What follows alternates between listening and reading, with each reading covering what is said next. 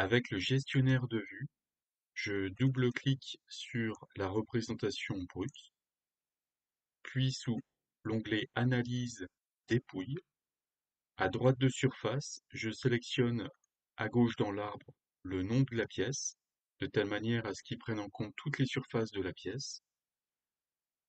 Direction correspond à la direction de démoulage, donc je vais sélectionner ici le plan de joint. À droite de dépouille, on peut mettre une valeur en degrés d'un angle de dépouille, que l'on retrouve les 2 degrés à gauche au niveau de la légende. On voit que au-delà de cette valeur, la couleur est bien plus marquée.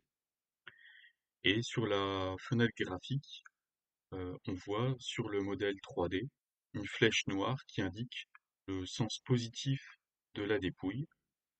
Donc on voit en dessous du plan de joint une valeur de dépouille supérieure à 2 degrés et au-dessus du plan de joint une valeur inférieure à -2 degrés.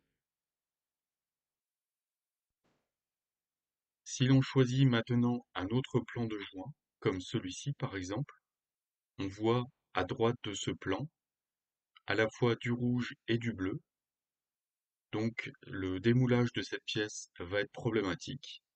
On a ici le problème d'une contre-dépouille au niveau de la surface cylindrique. Vous avez ici quelques valeurs indicatives en degrés de la dépouille, correspondant à la taille de votre pièce et au procédé de moulage.